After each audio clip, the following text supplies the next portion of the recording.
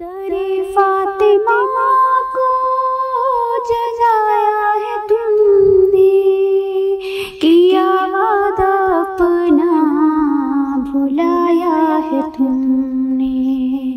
तमाचे न मारो मुसलमान जाओ, अली को बुलाओ, अकेली है ज़हरा। अऊज़ु बिल्लाहि मिनश शैतानिर रजीम। बिस्मिल्लाहिर्रहमानिर्रहीम। इन्ना अतैना कल कौसर फसल्लि लिरब्बिका वन्हर इन्ना शानिअका हुवल अबतर।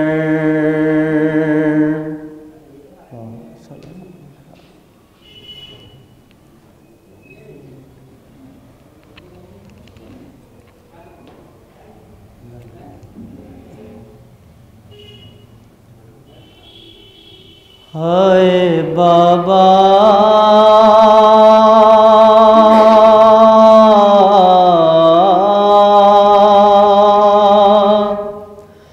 तेरे ज़हरा पे मुसीबत की घड़ी है। हाय बाबा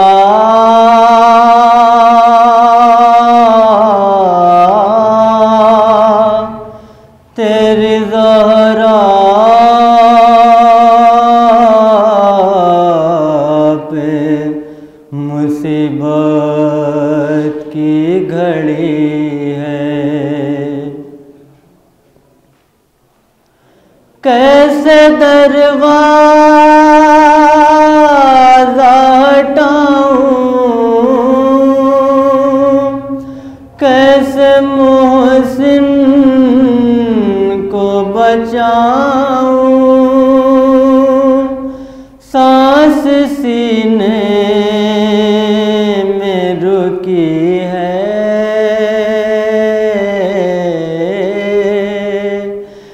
तेरी ज़हरा पे मुसीबत की घड़ी है। हाय बाबा तेरी ज़हरा पे मुसीबत की घड़ी है। हाथ में जिसके मेरा हाथ दिया था तुमने, कह के मन कुन तो जिसे मौला कहा था तुमने,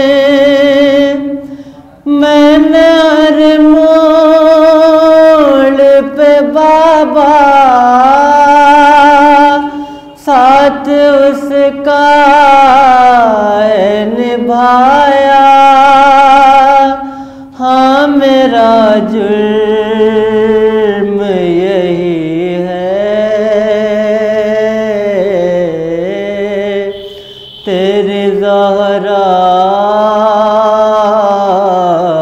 पे मुसीबत की घड़ी है। तेरी उम्मत ने बना दी है ये हालत बाबा,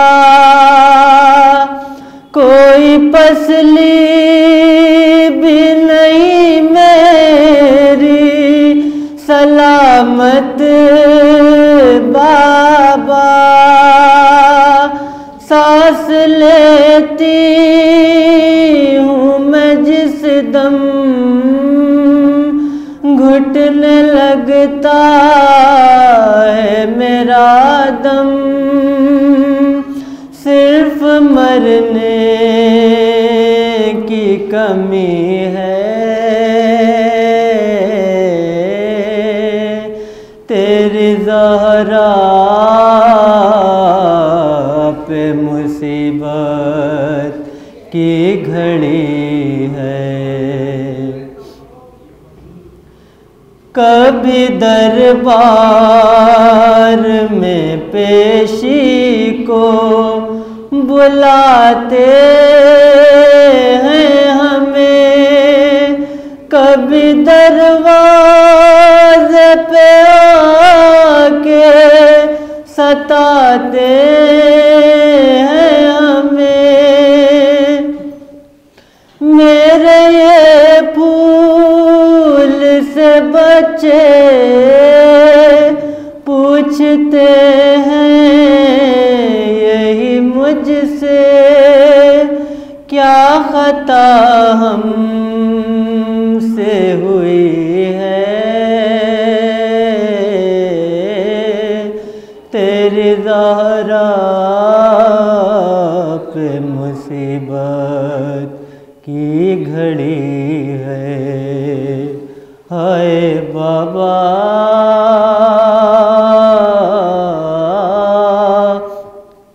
تیری زہرا پہ مصیبت کی گھڑی ہے۔ شرم آتی ہے بھلا تم کو بتاؤں کیسے، یہ تماچوں کے نشان تم کو دکھاؤں کیسے، تم نہ پہچان سکو گے، دیکھ کر مجھ سے کہو گے کیا میری زہرا یہی ہے،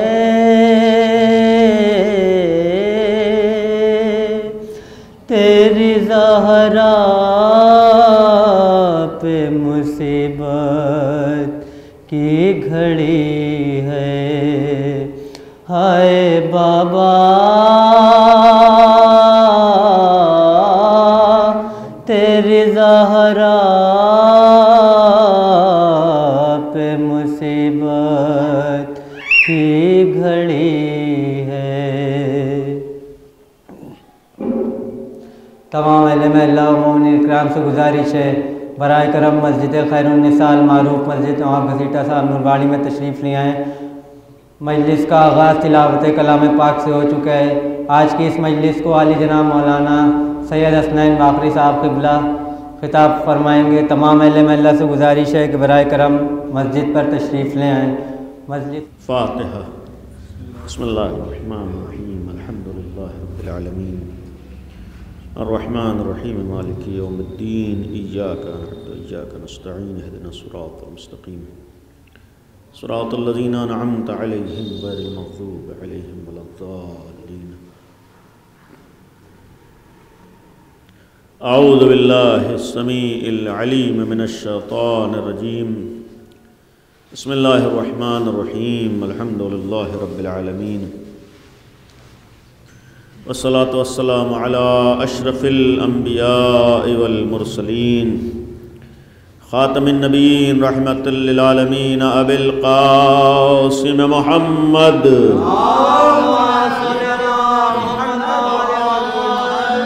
آلہ الطیبین الطاہرین المعصومین المظلومین، لا سیما الصدیقۃ الطاہرہ فاطمۃ الزہراء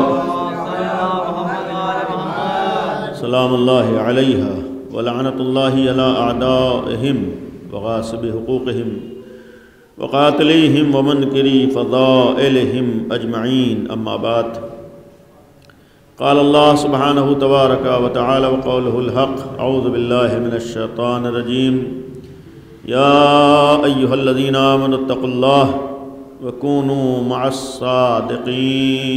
صلوات پڑھیں محمد. صدیقہ طاہرہ شہزادی کونین بنت نبی اعظم حضرت فاطمہ زہرا سلام اللہ علیہا سے منسوب یہ تاریخیں اور شہزادی کونین کے حوالے سے یہ مجالس اعضاء کا سلسلہ عشرہ مجالس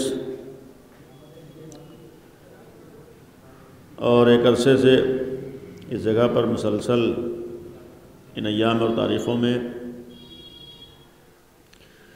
بنت نبی کے حوالے سے مجالس اعضاء کا سلسلہ رہتا ہے اور الحمدللہ کئی سال سے آپ کے سامنے جناب سیدہ کے حوالے سے بعض باتیں بیان ہوئیں جو کہ مختلف علماء و ذاکرین ان مجالس میں شہزادی کونین کا تذکرہ کرتے ہیں. آج اور کل میں آپ کے سامنے کچھ باتیں جناب سیدہ کے سلسلے میں مشہور آیت میں نے تلاوت کی ہے اور اکثر ہم لوگ سنتے رہتے ہیں. اس ضمن میں چونکہ فضیلت کا حکم ہے اور فضیلت کے ساتھ ساتھ اس آیت میں خود ہمارے لیے پیغام بھی ہے. اعلان آیت کا یہ ہے کہ یا ایھا الذین آمنوا اتقوا اللہ وکونوا مع الصادقین. اے ایمان والو، اے صاحبان ایمان، اتقوا اللہ، تقوی اختیار کرو، وکونوا مع الصادقین، اور سچوں کے ساتھ ہو جاؤ. ایک صلوات پڑھیں محمد و آل محمد. تو آیت کا حکم یہ ہے کہ مخاطب صاحبان ایمان کو بنایا ہے، مومنین کو بنایا ہے. پہلے مرحلے میں ظاہری اعتبار سے یہ بھی ممکن ہے کہا جائے اس آیت کو نگاہوں میں رکھ کر کہ اگر قرآن نے کہا ہے کہ اے صاحبان ایمان، اے مومنوں، اے وہ لوگوں جو ایمان لائے ہو، اتقوا اللہ، تقوی اختیار کرو اور صادقین کے ساتھ ہو جاؤ، تو اس کا مطلب یہ ہے کہ صرف مومن ہو جانا کافی نہیں ہے، بلکہ مومن ہونے کے لیے کچھ چیزوں کا ہونا بھی ضروری ہے. یعنی اگر مومن ہو جانے ہی سے کام چل جاتا اور مومن ہونا ہی کافی ہوتا تو پھر اس کے بعد یہ آیت آگے بڑھ کے ہمیں حکم نہ دیتی ہے.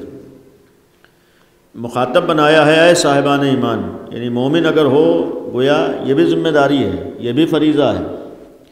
یا عام زبان میں کہا جائے کہ بس یہ آیت کہہ رہی ہے کہ خالی عقیدے کا دعویٰ کر دینا کافی نہیں ہے، بلکہ اگر واقعاً صحیح عقیدہ ہے تو اپنے عمل و کردار سے اس عقیدے کا ثبوت پیش کرنا بھی ضروری ہے.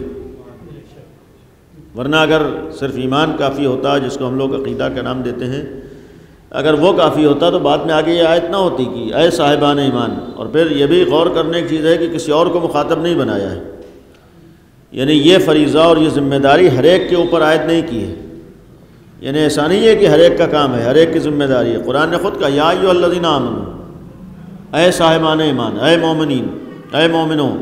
یعنی یہ کام اور یہ فریضہ، یہ ذمہ داری ہر غیر غیرے کی نہیں ہے، بلکہ صاحبان ایمان. اور پھر پہلا مرحلہ یہ ہے اتقوا اللہ، تقوی اختیار کرو، وکونوا مع الصادقین، سچوں کے ساتھ ہو جاؤ. کیونکہ وقت نہیں ہے 2 ہی دن میں آپ کے سامنے کچھ باتیں بیان کرنا ہے. اس آیت سے جو لوگ مصداق ہیں اس آیت کا، اور آیت کا جو شان نزول ہے اور اس آیت سے مراد ہیں جو سر فہرست نبی رحمت ختمی مرتبت حضرت محمد مصطفیٰ صلی اللہ علیہ وآلہ وسلم کی بابرکت ذات گرامی ہے، اور ساتھ ہی ساتھ نفس رسول مولائے متقیان امیر المومنین حضرت علی بن ابی طالب علیہ الصلاۃ والسلام کی بابرکت ذات گرامی اس آیت سے مراد ہے، یعنی جن کے ساتھ ہمیں ہونے کا حکم دیا ہے. یعنی اللہ نے جنہیں صادقین کہا ہے، اللہ نے جنہیں سچا کہا ہے. اور پھر پیغمبر و امیر المومنین کے بعد تیسری ذات گرامی اس آیت سے مراد یا اس آیت کا مصداق صدیقہ طاہرہ شہزادی کونین حضرت فاطمہ زہرا سلام اللہ علیہا کی باعظمت ذات گرامی ہے۔ اور پھر اس کے بعد امام دوم امام حسن مجتبی علیہ السلام، اور پھر ان پنجتن پاک کی جو تکمیل ہوئی ہے سرکار سید الشہداء حضرت امام حسین علیہ السلام ہے۔ یعنی یہ پنجتن پاک، اس کے بعد بھی سلسلہ عصمت اور سلسلہ امامت میں جو 12 امام ہیں وہ سب اس آیت کا مصداق ہے، یعنی سب کے ساتھ ہمیں ہونے کا حکم، لیکن سر فہرست وہ پنجتن پاک ہیں جن کے لیے حکم ہے کہ ہمیں ان کے ساتھ ہونا ہے۔ کونوا مع الصادقین، قرآن نے کہا ہے کہ سچوں کے ساتھ ہو جاؤ، یعنی ہم اگر مصداق میں کہیں تو قرآن نے حکم دیا ہے کہ ہم پیغمبر کے ساتھ ہو جائیں، امیر المومنین کے ساتھ ہو جائیں، جناب سیدہ کے ساتھ ہوں، امام حسن کے ساتھ ہوں، امام حسین کے ساتھ ہوں۔ یہ ہمارے لیے حکم ہے قرآن کریم کا، یعنی ہمارے لیے لازم ہے، ہمارے ضروری ہے۔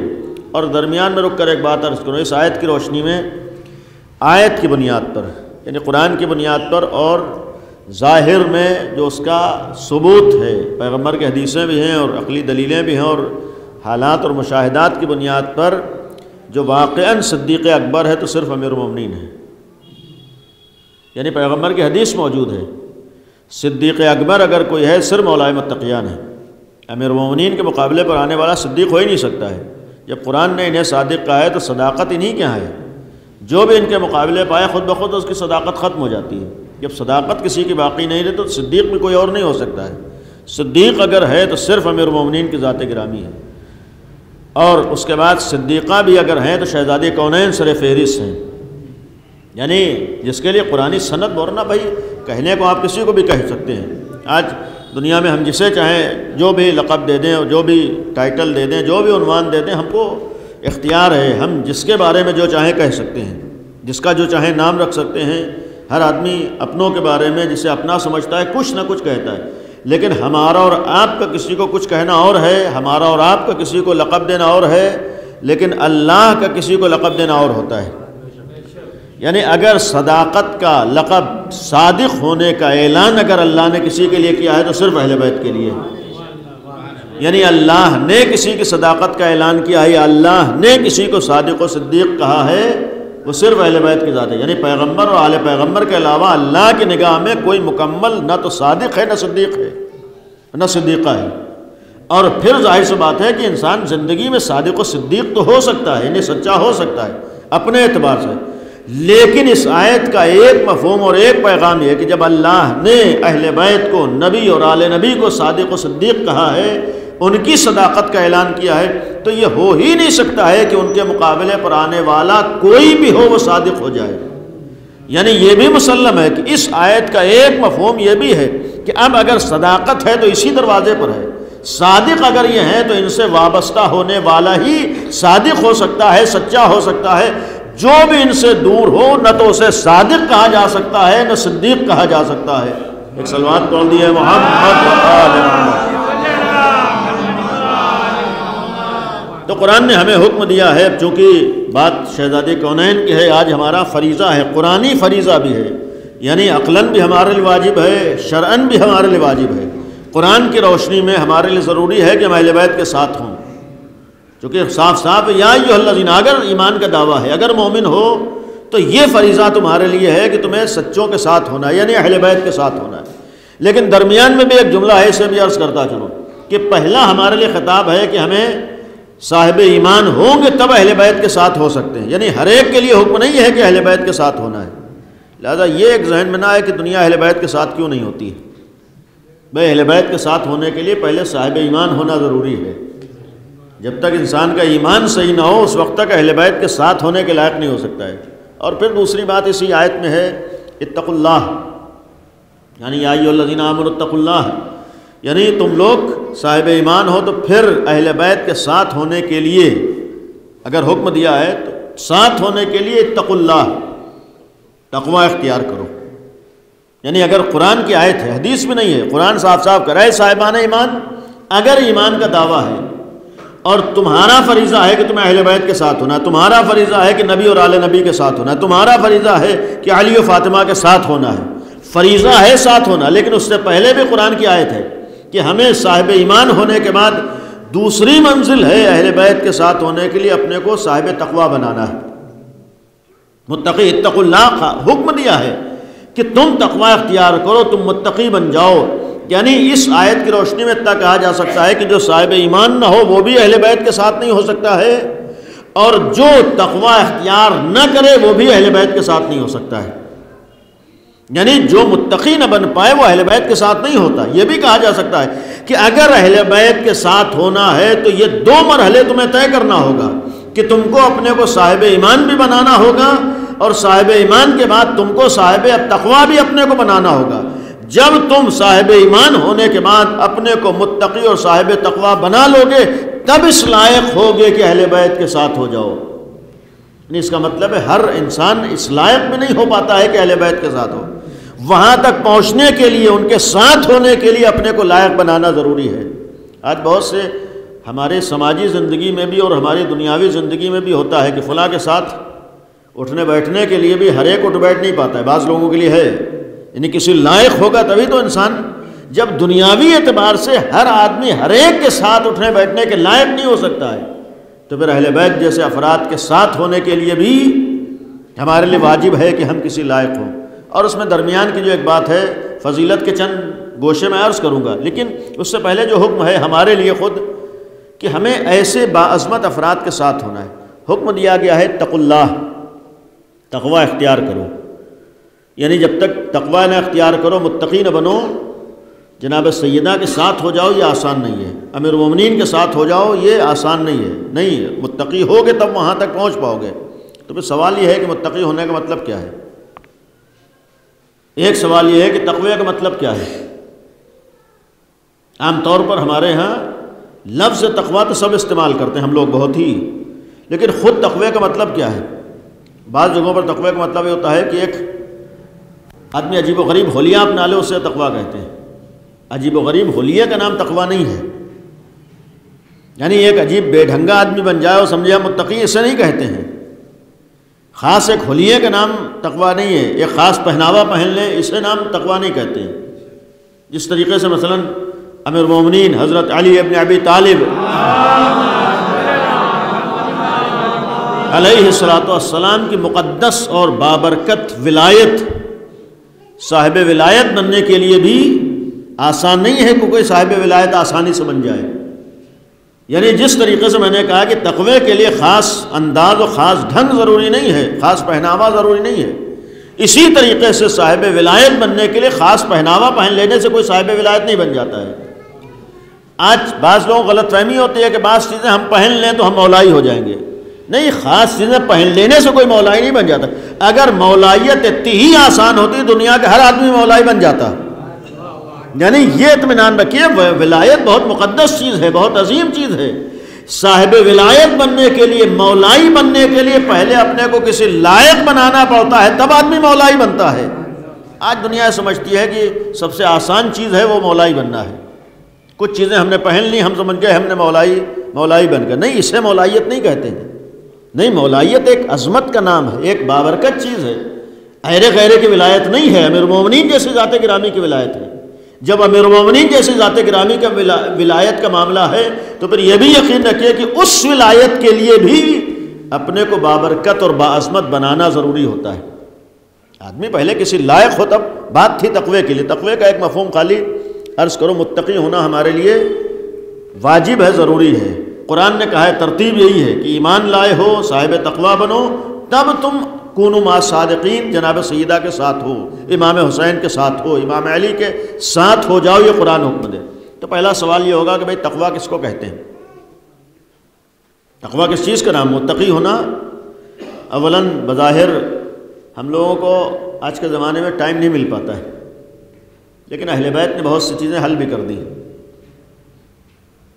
خود ایک نہج البلاغہ میں خطبہ متقین موجود ہے، کاش ہم لوگوں کو زندگی میں کبھی موقع مل سکے کہ ہم اس طرح کی چیزیں بھی تھوڑا بہت پڑھ لیں، اس لیے کہ آج کے زمانے میں اس لیے بعض مجلسوں میں گزارش کر دیتا ہوں کہ بھئی موبائل جیسی چیز ہے تو اپنا ادھر ادھر وقت برباد کرنے کے بجائے تھوڑا بہت ہم کوشش کریں کچھ ایسی چیزیں بھی پڑھیں جو ہمارے دنیا اور آخرت میں کام آ سکیں، اور ان چیزوں میں خود اہل بیت کی بتائی ہوئی تعلیمات ہیں۔ نہج البلاغہ جیسی ایک عظیم الشان آج ہمارے ہاں علمی ذخیرہ ہے، ہم لوگ اس کی اہمیت کو نہیں سمجھ پاتے ہیں، اس کی عظمت کو نہیں سمجھ پا رہے ہیں۔ آسان چیز نہیں ہے نہج البلاغہ، کوئی معمولی کتاب نہیں ہے، یعنی ایسی کتاب ہے جو یقین رکھیے ہمارے ایک المیہ یہ بھی ہوتا ہے کہ بہت سی چیزوں کو ہم لوگ ثواب سے جوڑ دیتے ہیں۔ جیسے قرآن کے لیے ہے کہ ثواب ہی کے لیے پڑھتے ہیں، تو بعض لوگ نہج البلاغہ گھر میں اس لیے رکھتے ہیں ثواب کے لیے۔ بھئی نہج البلاغہ خالی گھر میں رکھ کے ثواب حاصل کرنے کے لیے نہیں ہے، جس طریقے سے قرآن خالی ثواب کے لیے نہیں ہے۔ قرآن اپنی زندگی کو قرآنی بنانے کے لیے بھی ہے، قرآن اپنے کو ترقی دینے کے لیے بھی ہے، قرآن اپنے کو آگے بڑھانے کے لیے بھی ہے، قرآن اپنے کو کامیاب کرنے کے لیے بھی ہے، قرآن اپنے کو پستیوں سے بلندیوں کی طرف لے جانے کے لیے بھی ہے۔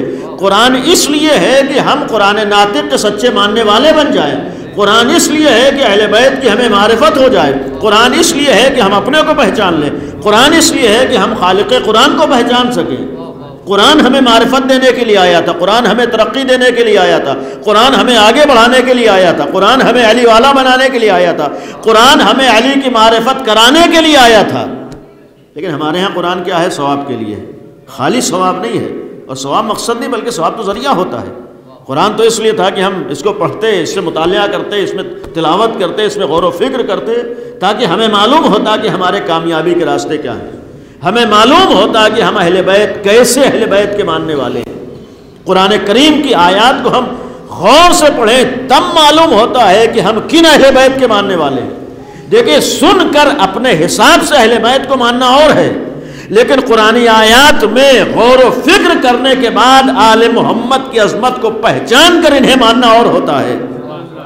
ایک وقت ہم اپنی نگاہ سے اہل بیت کو دیکھتے ہیں، امیر المومنین کو دیکھتے ہیں، ایک اللہ کے بتائے ہوئے راستے سے ہم امیر المومنین کو پہچاننا چاہتے ہیں۔ ایک اپنے حساب سے امام علی کا ایک خاکہ بنا لیتے ہیں، ذہن میں تصور بنا لیتے ہیں، ایک جو اللہ نے بتایا اس کے حساب سے پہچانتے ہیں۔ آپ قرآن کریم پڑھیے تو معلوم ہوگا کہ اہل بیت کون ہیں، قرآن میں غور کریں تو ایک چیز یہ بھی ہے، پھر خود ہماری زندگی کیسے کامیاب ہوگی، ہماری ترقی کیسے ہوگی، یہ بھی قرآن میں، اور انہی چیزوں میں نہج البلاغہ بھی ہے۔ نہج البلاغہ بھی بہت سی اہم چیزیں ہمیں بتاتا ہے، بہت سے راستے ہمارے سامنے۔ آج ایک معمولی آدمی کوئی ایک جملہ کہہ دے، کوئی بات بتا دے تو آدمی ناز کرتا ہے کہ یہ بات انہوں نے کہی ہے۔ بھئی آج ایک معمولی آدمی ایک بات کہہ دے تو آدمی فخر کرتا ہے۔ کیا کبھی سوچا کہ امام علی نے کیا بات ہم سے کہی ہے، امیر المومنین نے ہمیں کیا پیغام دیا ہے؟ نہج البلاغہ کی شکل میں امام علی نے ہمارے سامنے ایک راستہ بتایا ہے، نہج البلاغہ کی شکل میں امیر المومنین نے ہمیں ایک پیغام دیا ہے، نہج البلاغہ کی شکل میں آج کے زبان میں کہوں کہ امام علی نے ہمیں میسج بھیجا ہے۔ کتنے لوگ ہیں کہ جن کو امام علی کے میسج کی بھی فکر ہوتی ہے؟ صبح اٹھ کے سب سے پہلے جو فکر ہوتی ہے لوگوں نے میسج کیا بھیجا ہے۔ آج 24 گھنٹے میں 50 بار فکر ہوتی ہے کہ کیا میسج آیا ہے۔ کیا کبھی یہ بھی فکر ہوتی ہے کہ امام علی نے ہمیں میسج کیا دیا تھا، امیر المومنین کا ہمارے لیے پیغام کیا ہے، اللہ نے ہمیں پیغام کیا دیا ہے؟ آج یقین رکھیے کہ اس زمانے میں، اس دور میں اگر ہم کو اپنے کو کامیاب بنانا ہے تو اس وقت تک کامیاب نہیں ہو سکتے ہیں جب تک تعلیمات اہل بیت کو نگاہوں میں نہ رکھیں۔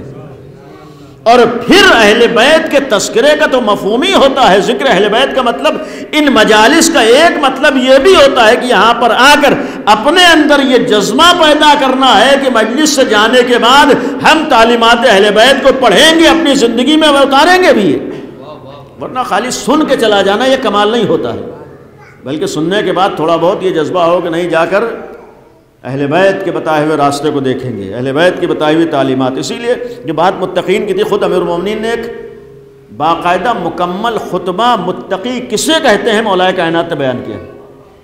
اور یہ بھی عرض کر دوں، جب ہمارے لیے متقی ہونا ضروری ہے، مولا متقیان کے لیے بھی ہم لوگ مولا متقیان کہتے ہی ہیں، امام المتقین کہتے ہیں۔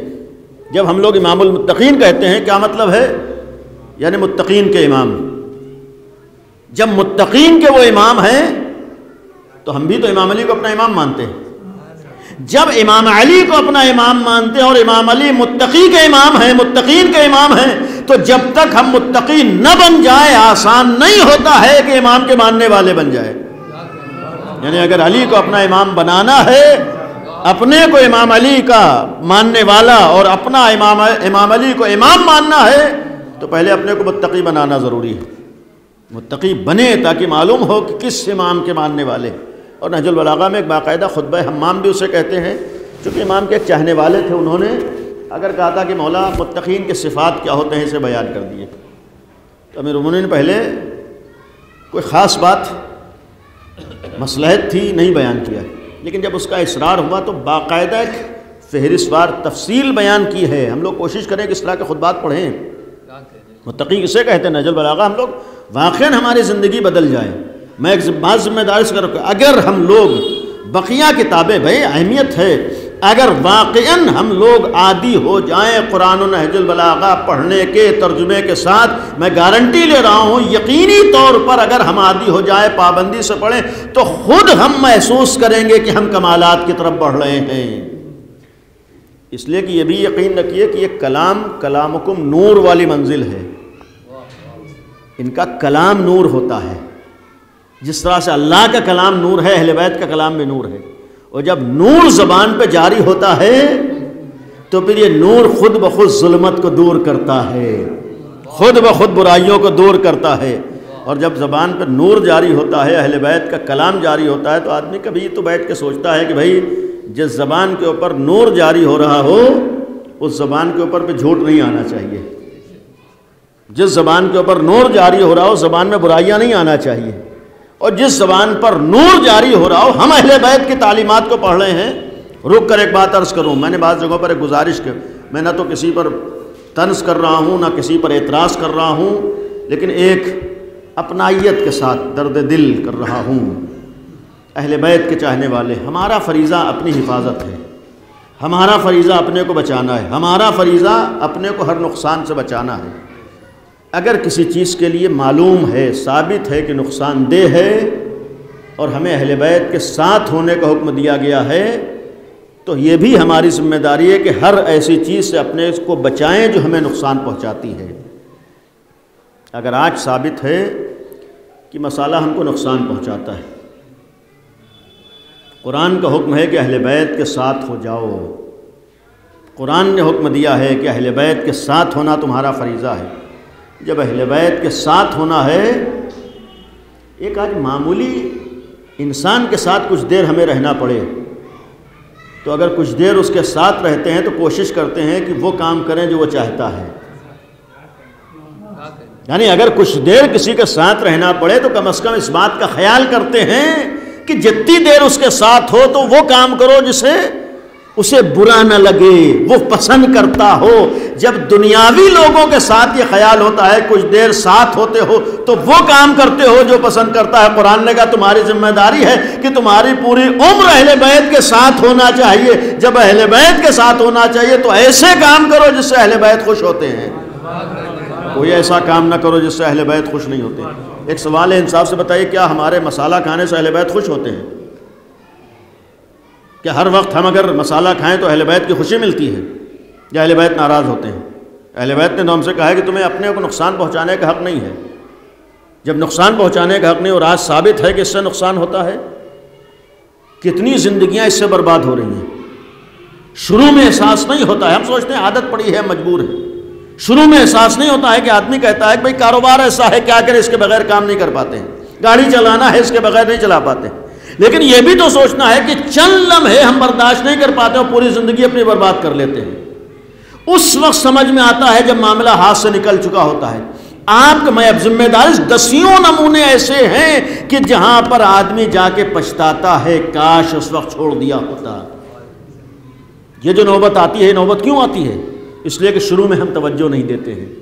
آج اگر ہمیں اہل بیت کے ساتھ ہونا ہے تو ان چیزوں پر بھی توجہ دینا ہے. اگر غیر کھا رہا ہے تو غیروں نے علی کو اپنا امام نہیں مانا ہے. اگر غیر ان چیزوں کو پسند کرتے ہیں وہ جناب سیدہ کے ماننے والے نہیں ہے. اگر غیروں یہ سارے شوق کرتے ہیں تو انہوں نے اہل بیت کو اپنا آئیڈیل نہیں مانا ہے. ان کی ذمہ داری نہیں ہے کہ برے کاموں سے اپنے کو بچائے. جو علی والا ہے اس کی ذمہ داری ہے کہ اس طرح کی بلاؤں مصیبتوں سے اپنے کو بچائے.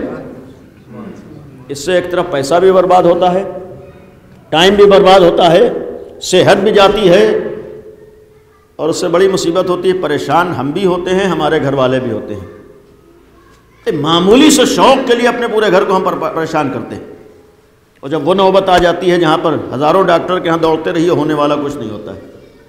لہذا للہ ہم کوشش کریں کہ اس چیز کو چھوڑیں۔ شوق ہی ہے تو ایسے شوق کریں جس سے ہمیں فائدہ ہو رہا ہو، ایسے شوق کریں جس سے ہماری دنیا اور آخرت برباد نہ ہو رہی ہو۔ بہت سے ایسے کام ہو سکتے ہیں، کیا ضروری ہے کہ وہی کام کیے جائیں جو دنیا والے کرتے ہیں؟ آج دنیا کو ہماری فکر نہیں ہے۔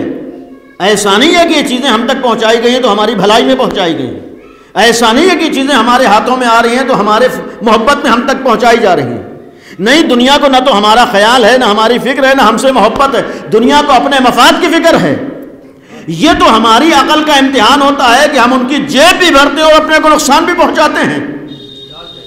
یہ تو ہمیں سوچنا چاہیے کہ بھائی جیب کسی کی بھر رہی ہے، زندگی ہماری برباد ہو رہی ہے۔ یہ کون سی عقل مندی ہے کہ ہم پیسہ پھینک کے اپنی زندگی برباد کر رہے ہیں؟ اہل بیت جیسے افراد نے ہمیں پیغام دیا۔ ایک صلوات پڑھیے محمد و آل محمد۔ بات شروع ہوئی تھی کہ ہمیں حکم دیا گیا ہے کونوا مع الصادقین، لیکن اس سے پہلے مرحلہ ہے متقین کے ساتھ ہو جاؤ۔ اس متقین کے ساتھ جو ہونے کا حکم دیا ہے، متقی کا مطلب ایک اولا نہج البلاغہ میں جا کر ہم کوشش کریں دیکھیں، نہج البلاغہ میں خطبہ متقین کے نام سے بھی ہے اور خطبہ حمام بھی ہے۔ چونکہ حمام کے چاہنے والے حمام تھے، انہوں نے آ کے سوال کیا تھا کہ مولا متقین کے صفات بیان کیے، تو اسی لیے یہ خطبہ ان کے نام سے بھی پہچانا جاتا ہے۔ بعض جگہوں پر ہو سکتا ہے خطبہ حمام ہو، یا بعض جگہوں پر خطبہ متقین ہو، یعنی خود مولا متقین نے متقی کی صفت کیا بیان کی، وہ چیز چھوڑتے ہوئے اپنے بچوں کے لیے، جوانوں کے لیے۔ دیکھیے متقی کا ایک مطلب ہوتا ہے تقوی، یعنی اللہ کا خیال۔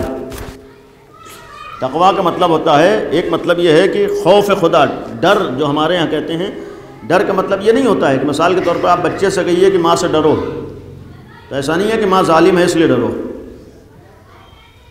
آپ جو کہتے ہیں کہ ماں سے ڈرو، باپ سے ڈرو، اس کا مطلب یہ نہیں ہوتا کہ ماں ظلم کرے گی اس لیے ڈرو۔ ماں سے ڈرو اس کا مطلب ماں تمہیں بہت زیادہ چاہتی ہے، لہذا اس کا خیال کرو۔ یہی تو کہا جاتا ہے۔ باپ سے ڈرو اس کا مطلب ہے کہ باپ تمہارا اپنا ہے، لہذا اس کا خیال کرو۔ ڈرو کا مطلب ہوتا ہے چونکہ ماں باپ تم سے بہت محبت کرتے ہیں، لہذا ماں باپ کی مخالفت نہ کرو۔ ڈرنے کا مطلب یہ ہوتا ہے۔ یہ جو ہم سے کہا گیا ہے تقوی اختیار کرو، اس کا مطلب ہے کہ اللہ تمہیں بہت چاہتا ہے۔ تقوی کا مطلب ہے کہ اللہ تم سے بہت محبت کرتا ہے، اور خالی چاہتا محبت ہی نہیں کرتا ہے بلکہ اللہ نے بہت کچھ تمہیں دے رکھا ہے۔ آج جو کچھ ہے وہ اسی کا دیا ہوا ہے۔ سانس بھی لے رہے ہو یہ بھی اس کا احسان ہے، تمہاری زندگی ہے یہ بھی اس کا کرم ہے، اگر غذائیں پہنچ رہی ہیں یہ بھی اس کا احسان ہے۔ کم از کم یہی سوچ کے اس کے سامنے اس کی مخالفت نہ کرو، اس کا خیال کر لو۔ آج تو اتنا تو تم مان لیتے ہو۔ میں نے بعض جگہوں پہ ایک مثال عرض کی، یہاں بات آئی، دیکھیے آج ہمارے ہاں تھوڑا بہت ہم لوگ دنیاوی لوگوں کے ساتھ تقوی اختیار کر لے جاتے ہیں، لیکن یہ کام اللہ کے ساتھ ہمارے لیے تھوڑا مشکل ہوتا ہے۔ جبکہ لوگوں کے ساتھ تقوی نہیں ضروری ہے، بلکہ اصل تقوی اللہ کا خیال کرنا ہے۔ یعنی ہم مخلوق کے ساتھ تو اپنی زبان میں تقوی اختیار کر لے جاتے ہیں، لیکن اللہ کے ساتھ والا تقوی ہمارے لیے سخت ہوتا ہے۔ زندگی میں ہمارے ہاں اس کا ایک نمونہ یہ بھی عرض کروں، دیکھیے آج ہم لوگ بہت سے کام دوسروں کی وجہ سے کرتے ہیں، کرتے نہیں کرتے، یعنی دوسروں کا ہم لوگ خیال کرتے ہیں۔ آج بہت سے گناہ ہم لوگ اس لیے نہیں کرتے ہیں کہ لوگ کیا سوچیں گے، بہت سے غلط کام سے اس لیے بچا لیتے ہیں کہ لوگ کیا سوچیں گے۔ آج ہوتا ہے، اسی کو ایک معنی میں تقوی کہا جاتا ہے۔ ایک معنی تقوی کی یعنی دوسروں کا خیال ہے۔ آیا خیال ہے؟ نہیں خیال ہے، لوگ کیا سوچیں گے، لوگ کیا کہیں گے، یعنی لوگوں کی وجہ سے ہم بہت سے کام نہیں کرتے ہیں۔ اکیلے بیٹھے ہوں، نامحرم گزر رہی ہو، شان سے دیکھیں گے، محلے والے سامنے بیٹھے ہوں تب سر جھک جائے گا، ہوتا نہیں ہوتا ہے؟ یعنی یہ خیال ہوتا ہے۔ اگر سامنے والے کو پتہ چل جائے کہ ہم جھوٹ بول رہے ہیں تو تھوڑا خیال کر لیں گے، ہوتا نہیں ہوتا ہے؟ اس کی ایک اور مثال بچوں کے لیے، آج ہم لوگ کارخانوں میں کام کرتے ہیں، مالک سامنے بیٹھا ہو، اگر کارخانے میں مالک سامنے بیٹھا ہے تو کیا اس کے سامنے اس کی مخالفت کریں گے؟ یعنی جہاں ہم کام کرنے جا رہے ہیں، جو مالک بیٹھا ہے، کیا اس کے سامنے اس کی مخالفت کریں گے؟ سامنے نہ ہو تو شاید مخالفت کر لیں، لیکن جب بیٹھا ہو، دیکھ رہا ہو، تب مخالفت نہیں کریں گے۔ ہوتا نہیں ہوتا ہے؟ آج بچہ بھی کالج میں جاتا ہے، اسکول میں جاتا ہے، مدرسے میں جاتا ہے، مکتب میں جاتا ہے، جو آج ہماری فریضہ ہے، ذمہ داری ہے۔ اسکول میں جب بچہ جا کر بیٹھتا ہے اور سامنے ٹیچر بیٹھی ہوئی ہوں، استاد ہو، ٹیچر ہو، کوئی بھی سامنے بیٹھا ہو، تو انصاف سے بتائیے اس ٹائم بچہ شیطانی کرتا ہے؟ جب ٹیچر سامنے بیٹھی ہو تو اتنا خیال ہوتا ہے، یعنی شیطانی بھی اس وقت، ٹیچر ہمیں دیکھ رہی ہیں، استاد ہمیں دیکھ رہے ہیں، ہمارا معلم ہمیں دیکھ رہا، ہوتا نہیں ہوتا ہے؟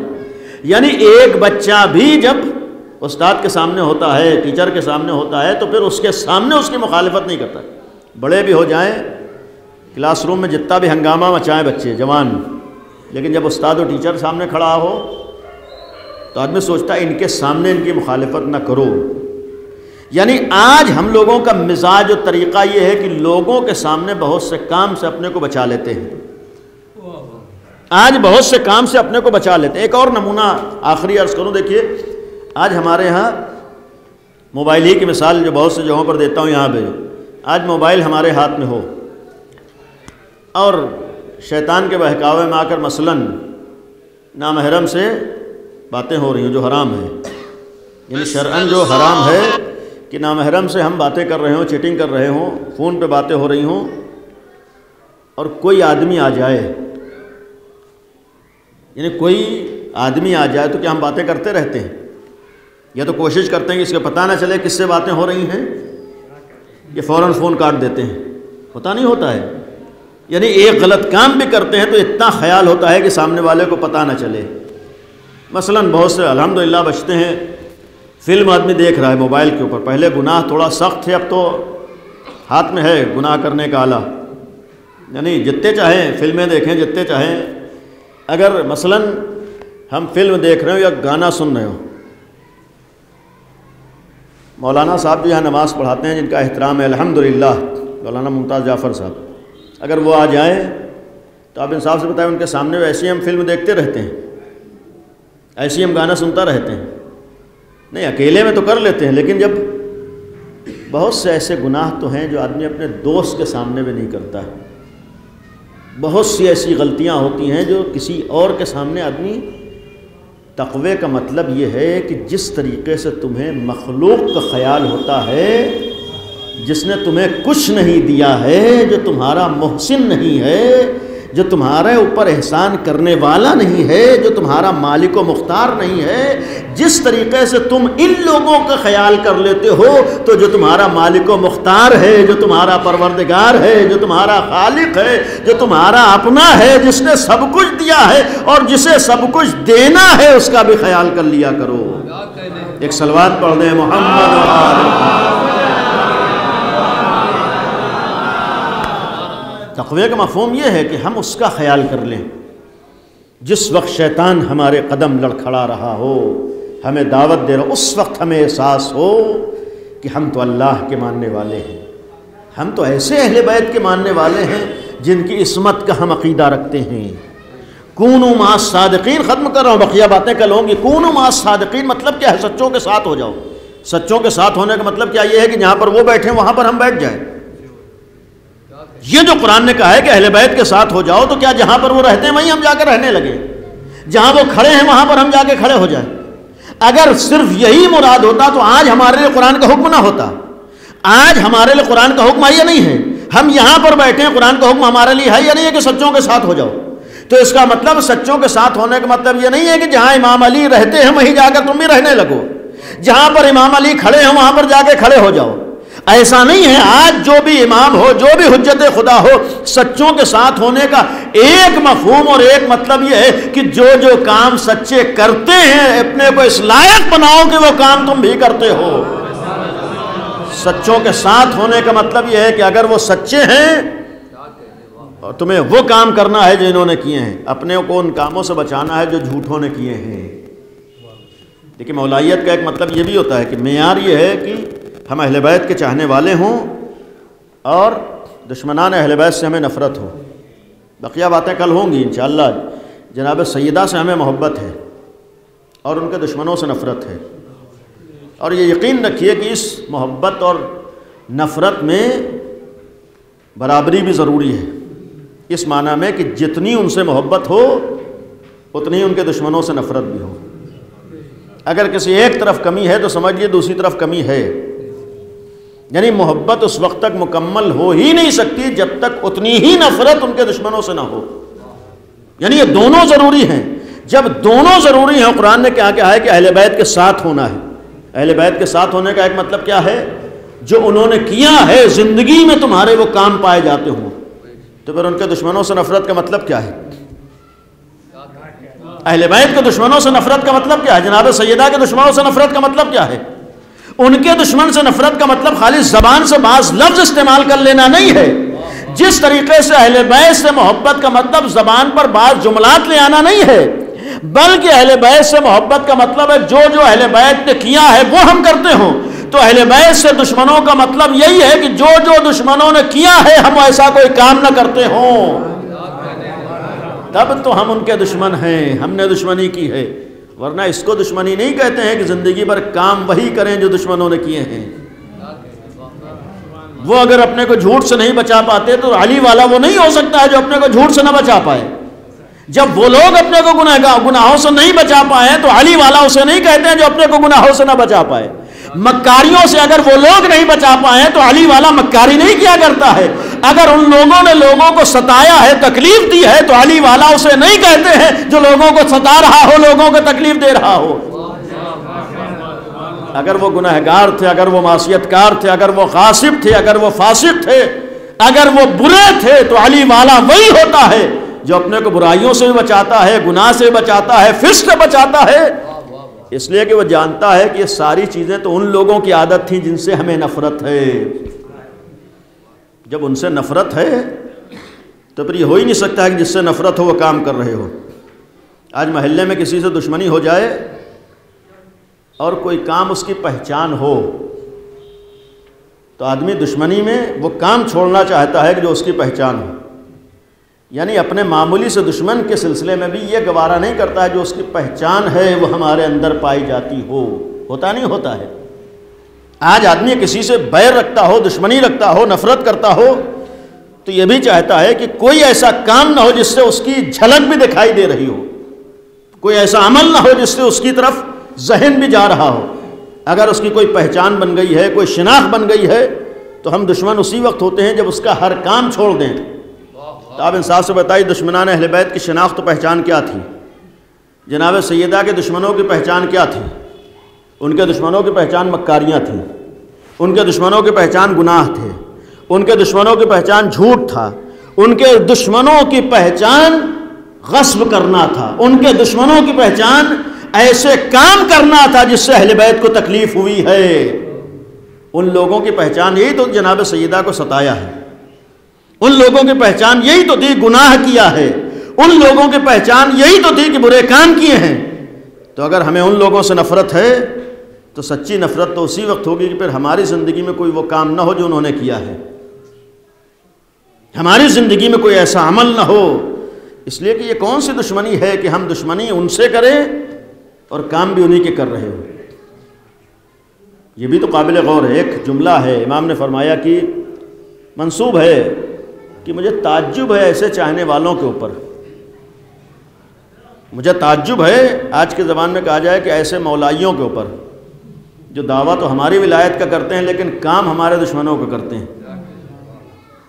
یعنی یہ ایک پیغام تھا، یہ جو حکم دیا گیا ہے سچوں کے ساتھ ہو جاؤ، مطلب یہ ہے کہ اپنے کو ایسا بنا لو کہ تمہارا کردار بتا رہا ہو کہ تم اہل بیت والے ہو، اپنے کو ایسا بنا لو کہ تمہارے عمل سے معلوم ہو رہا ہو کہ تم علی والے ہو، اپنے کو ایسا بنا لو کہ تمہیں زبان سے نہ کہنا پڑے کہ تم مولائی ہو بلکہ تمہارا عمل و کردار بتائے کہ تم مولائی ہو۔ ایک صلوات پڑھے محمد و آل محمد۔ یہ ایک آج ہماری ذمہ داری ہے، پیغام ہے، بس ختم کیا۔ کل انشاءاللہ اس کے آگے بات ہوگی اور اس اعلان کے ساتھ اور اس گزارش کے ساتھ کہ انشاءاللہ کل کی مجلس 8:30 بجے ٹھیک شروع ہو جائے گی۔ آج بھی الحمدللہ وقت پہ اور ٹائم پہ شروع ہوئی ہے، لیکن بات یہاں سے چلی تھی کہ ہم لوگ اہل بیت کے ساتھ ہونے کا حکم دیا گیا ہے۔ اہل بیت کی ایک پہچان ٹائم کی پابندی بھی تھی۔ دنیا میں کامیاب ہونا ہے تو ٹائم کے پابند بننا پڑے گا، ترقی کرنا ہے تو وقت کی اہمیت کو سمجھنا پڑے گا، آگے بڑھنا ہے۔ آپ جتنے بھی کامیاب افراد ہیں ان کی زندگی کا جا کر مطالعہ کر لیجئے، ان کی کامیابی کا ایک بہت بڑا راز اپنی زندگی میں وقت کی اہمیت کو سمجھنا تھا۔ وہ آدمی کبھی آگے نہیں بڑھ سکتا جو ٹائم کی اہمیت کو نہ سمجھے۔ 1:30 1 بجے رات تک ہوٹل پہ بیٹھ کے باتیں کرنے سے آدمی کبھی کامیاب نہیں ہو پائے گا۔ کھمبے کے پاس کھڑے ہوئے گھنٹوں ہماری باتیں ہو رہی ہیں، گلی میں کھڑے ہوئے ہیں، ہمیں پتہ ہی نہیں کتنا ٹائم گزر رہا ہے۔ آج تو یہ بھی ایک عجیب و غریب المیہ ہے کہ جب تک ہم 1 بجے رات تک روڈ پہ کھڑے ہو کے باتیں نہ کریں سمجھتے ہیں کہ لوگ ہمیں بیکورڈ سمجھیں گے۔ یعنی ایک عجیب و غریب ذہنیت آج ہمارے یہاں پیدا ہوئی۔ آج عجیب و غریب، یعنی دوسروں کو ہم نے آئیڈیل بنایا۔ اہل بیت تو ہم سے یہ کہہ رہے ہیں کہ ٹائم پہ سو جاؤ تاکہ تمہاری صبح میں اذان کے نماز کے لیے آنکھ کھل جائے۔ ہم سوچتے ہیں جلدی سو جائیں گے تو لوگ ہمیں پچھڑا ہوا سمجھیں گے۔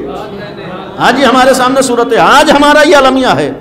ہم شان سے کہتے ہیں کہ ہمیں حکم دیا گیا اہل بیت کے ساتھ ہو جاؤ۔ اہل بیت کے ساتھ ہونے کا مطلب یہ نہیں ہے کہ ہم آئیڈیل دوسروں کو بنا رہے ہیں، نمونے عمل دوسروں کو بنا رہے ہیں۔ اگر دوسرے پھٹی پینٹ پہن رہے ہیں تو آج ہماری ذہنی پستی اتنی ہے کہ ہم علی والے ہو کر یہ سوچتے ہیں کہ جب تک ہماری پینٹ بھی پھٹی نہ ہو تو لوگ ہمیں کیسے کامیاب سمجھیں گے۔ اسے کامیابی نہیں کہتے۔ ایک ایک چیز پر ہمیں دھیان دینا ہوگا، اپنے اٹھنے بیٹھنے سے، اپنے ٹائم کی پابندی سے، اپنے لباس سے، اپنے پینٹ سے، اپنے ظاہر و باطن سے ثابت کرنا ہے کہ ہم تو علی والے ہیں۔ جب ہم علی والے ہیں تو پھر کام وہ کریں گے جو علی نے چاہے ہیں، جو علی آئیڈیل ہمارے لیے ہیں۔ امیر المومنین ہمارے لیے آئیڈیل ہے، صدیقہ طاہرہ ہمارے لیے آئیڈیل ہے۔ اور آخری لمحات میں اس دشمنی کا ایک سبب یہ بھی تھا کہ کھل کر حق و باطل سامنے آ گیا ہے۔ جناب سیدہ کے سامنے اسی لیے باطل کھل کر سامنے آیا کہ ہمیں پیغام دیا سچے علی والے اسی وقت ہو کہ اب آؤ باطل کو پہچان لو، جو جو کام ان ملعونوں نے کیا ہے ہر اس کام سے اپنے کو بچانا ہے، اس کردار سے اپنے کو بچانا۔ اور کتنا ظلم ڈھایا ہے، معمولی ظلم نہیں ہے۔ آج بھی جناب سیدہ کی جب بات آتی ہے، بعض مصلحتیں ہیں جس کی بنیاد پر بہت حد تک اہل بیت کی سیرت کو نگاہوں میں رکھتے ہوئے، اسلام کی مصلحتوں کو دیکھتے ہوئے، توحید اور دین کی حفاظت کے لیے دشمنان دین کو ان کے مقصد میں کامیاب نہ ہونے پائے، اس کے لیے بہت سے موقعوں پر بعض چیزوں کے اظہار میں حکمت اور مصلحت کو اختیار کیا جاتا ہے۔ ورنہ ایسا نہیں ہے کہ ہمارے ہاں حقائق کیا ہے ہم نہیں جانتے ہیں، نہیں، حقائق معلوم ہے، لیکن چونکہ ہمارے دین کا مشن ہی فتنہ و فساد سے بچانا ہے اور کسی فتنہ و فساد کرنے والے کو فتنہ و فساد کا موقع نہیں دینا ہے۔ ورنہ کبھی یہ غلط فہمی نہ ہو کہ امام علی مجبور ہو گئے تھے۔ یہ جو روایات ہے کہ جناب سیدہ پر جلتا دروازہ کے بعض لوگ یہ کہتے ہیں کیسے ہو سکتا ہے امام علی؟ مصلحت پروردگار یہ تھی کہ اس وقت علی خاموشی اختیار کرے تاکہ دین کی حفاظت ہو، توحید کی حفاظت ہو، اور جو دشمن توحید سامنے آیا ہے وہ اپنے مقصد میں کامیاب نہ ہونے پائے۔ یعنی امام علی نے خاموش رہ کر دین کو بچایا ہے، اور جو دین کا دشمن اس لیے آیا تھا کہ علی تلوار اٹھا لیں، علی نے اپنے دشمن کو اپنے مقصد میں کامیاب نہیں ہونے دیا۔ یہ بھی بہت بڑی کامیابی ہوتی ہے، وہ راستہ اپنا لینا کہ جس سے دشمن کو موقع مل جائے فتنہ پھیلانے کا۔ اسے حق بیانی نہیں کہتے ہیں۔ حق بیانی کا مطلب حق بیانی ایسے ہو کہ حق کی حفاظت بھی ہو، حق کا پیغام بھی ہو، لیکن باطل جو چاہتا ہے اس میں کامیاب نہ ہونے پائے۔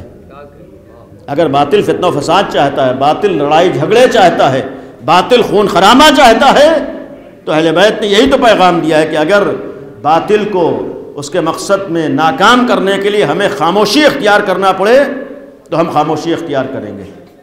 امام علی کے سامنے جناب سیدہ شہید کی گئی ہیں۔ امام علی کے لیے امتحان آسان نہیں ہے۔ امیر المومنین جیسا ایک شجاع اور بہادر و طاقتور تاریخ بشریت میں ایسا شجاع اور بہادر قابل تصور نہیں ہے جو امیر المومنین ہیں۔ اور صرف امام علی کی شجاعت و بہادری خالی بدر و احد میں نہیں تھی، بلکہ امام علی جب تک اس روئے زمین پر رہے اسی شجاعت و بہادری کے ساتھ رہے ہیں۔ قوت میں کمی نہیں آ گئی تھی، طاقت میں کمی نہیں آ گئی ہے۔ جب قوت و طاقت میں کمی نہیں آئی ہے تو پھر میدانوں میں تو انداز کچھ اور ہے اور پھر گھر پر انداز کچھ اور ہے۔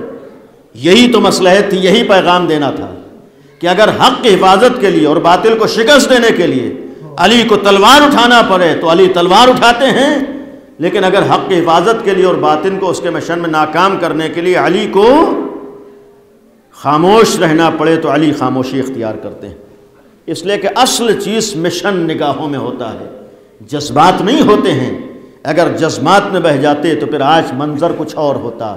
یہی تو علی ابن ابی طالب کا احسان ہے کہ علی نے وہ منظر دیکھ لیا ہے، ورنہ شاید تاریخ میں جناب سیدہ کی شہادت تو درج نہ ہوتی، لیکن توحید کا تصور مٹ چکا ہوتا، اسلام کا خاتمہ ہو چکا ہوتا، مسلمانوں کا خون بہتا اور دشمنان اسلام جو چاہتے تھے اس میں کامیاب ہو جاتے۔ امیر المومنین نے جناب سیدہ کی شہادت کو دیکھ لیا، برداشت کر لیا، لیکن نہ تو دین پر آنچ آنے دی ہے، نہ شریعت پر آنچ آنے دی ہے، نہ توحید پہ آنچ آنے دی ہے، نہ دشمنان توحید کو ان کے مقصد میں کامیاب ہونے دیا ہے۔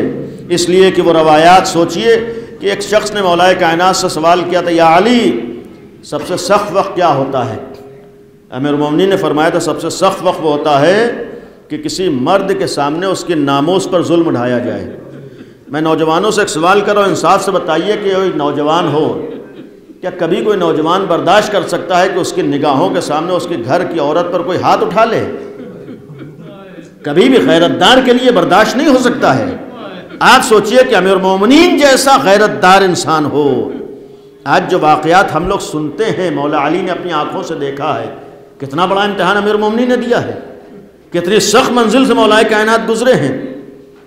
اور صرف یہی نہیں ہے کہ بلکہ جتا دروازہ جس وقت سینے پر گرا ہے، در و دیوار کے درمیان یعنی پیچھے دیوار ہے، جس وقت جلتا ہوا دروازہ شہزادی پر گرا ہے، ایک روایت ہے کہ شکم میں جناب محسن کی شہادت ہوئی ہے۔ اسی وقت ایک فقیہ کا جملہ ہے، مرثیہ ہے، لست ادری خبر المسماری سل صدرہا خزینۃ الاسراری، میں اس کیل کے بارے میں نہیں جانتا کہ اس نے سینے پر کیا ظلم ڈھایا ہے، اسی سینے سے سوال کر لو جو بہت سے راز سینے میں لے کے دنیا سے چلی گئی۔ مقصد کیا تھا؟ مقصد یہ تھا کہ جس وقت جلتا ہوا دروازہ شہزادی پر گرا ہے تو اس دروازے میں کیل ہے جو سینے میں درائی ہے۔ ابھی آج ہی اتفاق سے مغرب کے بعد ایک نوجوان نے ایک جملہ کہا ہے، آپ بھی تڑپ جائیں گے۔ اس نوجوان نے کہا کہ اکثر شہزادی کونین کے مصائب تو بیان ہوتے تھے کہ پسلیاں ٹوٹی ہیں اور جلتا ہوا دروازہ گرا ہے، گریا تو ہوتا تھا، یعنی بے چینی تو ہوتی، لیکن میں وہ درد کیا تھا محسوس نہیں کر سکتا تھا۔ اس کے خود جملے ہیں، ابھی تقریباً پچھلے مہینے میرے سینے میں تکلیف شروع ہوئی، وہ خود کہتا ہے پسلیوں میں درد تھا، ایک لمحے کے لیے بھی مجھے قرار نہیں آتا تھا، نہ تو میں بیٹھ پا رہا تھا نہ لیٹ پا رہا تھا، بیٹھتا تھا تو بے چینی ہوتی تھی، لیٹتا تھا اس لیے کہ جب سینے میں تکلیف ہوتی ہو یا پسلیوں میں درد ہوتا ہے آدمی کے لیے سانس لینا دوبر ہو جاتا ہے۔ وہ خود کہہ رہا سانس لینے میں تکلیف ہو رہی تھی، اس وقت مجھے احساس ہوا ایک معمولی سا درد ہے تو مجھے سانس لینے میں تکلیف ہو رہی، جس کی پسلیاں ٹوٹ گئی تھیں، جس کے سینے میں کیل درائی ہے، کیا کبھی سوچا ہے کہ 2-2.5 مہینے کی جو روایت ہے 75 یا 95 دن شہزادی کونین زندہ رہی ہے، اب سوچو جس کی پسلیاں ٹوٹی تھی اس نے یہ تاریخیں کیسے گزاری ہوگی، کتنا بڑا امتحان بنت نبی کے لیے تھا، کتنی سخت منزل شہزادی کونین کے لیے تھی۔ آج ہمارے یہاں معمولی سی تکلیف ہوتی ہے، ہم لوگ ڈاکٹر کے پاس دوڑے چلے جاتے ہیں، ہم لوگ اپنا علاج کرا لیتے ہیں، ہم لوگ دوا کھا لیتے ہیں۔ ذرا سوچو صرف پسلیاں نہ ٹوٹی ہو بلکہ بازو بھی ٹوٹا ہو، پہلو بھی ٹوٹا ہو، ہائے شکم میں جناب محسن کی شہادت بھی ہوئی ہو اور پھر اس امتحان سے بنت نبی گزری ہو، یہی تو درد علی کے سینے میں تھا۔ جس وقت دفن کیا ہے تڑپ گئے، اے اللہ کے رسول فاطمہ نے کبھی مجھ سے اپنا درد بیان نہیں کیا، اے اللہ کے رسول فاطمہ نے کبھی اپنا درد دل مجھ سے نہیں کیا، کیسی کیسی مصیبتیں پڑی ہیں کبھی فاطمہ نے مجھ سے نہیں کہی، اے اللہ کے رسول آپ خود پوچھئے گا کیسے ستائی گئی ہے، آپ خود معلوم کیجئے گا کہ کس طریقے سے سیدہ پر مظالم ڈھائے گئے ہیں۔ یہی تو وجہ تھی طلب کے جو مرثیہ پڑھتی تھی، صبت علی مصائب لونہا، اے بابا آپ کے بعد جو مجھ پر مصیبتیں پڑی ہیں، ایک جملہ کہتی تھی الہی اجل وفات تڑپتی سری ہے، اے پروردگار اب سیدہ کو دنیا سے اٹھا لے، بہت امتحانات دیے ہیں، بہت سختیاں گزری ہے۔ عزیزو انصاف سے بتاؤ، جب یہ جملہ سن کے اتنا زمانہ گزر کے بے چین ہو جاتے ہو، جب یہی جملے علی سنتے ہوں گے، جب علی کے سامنے فاطمہ مرثیہ پڑھتی ہوں گی، جب علی کے کانوں میں آواز جاتی ہوگی، فاطمہ تڑپتی تھی، علی بے چین ہو جاتے ہوں گے، بس بارگاہ پروردگار میں ہاتھوں کو اٹھا دیتے، رضن بے رضائی، اے پروردگار تیری مرضی کے آگے علی سر تسلیم کو خم کیے، ورنہ یہ امتحان آسان نہیں ہے کہ فاطمہ تڑپ رہی ہو اور علی ان آنکھوں سے منظر دیکھ رہا ہو۔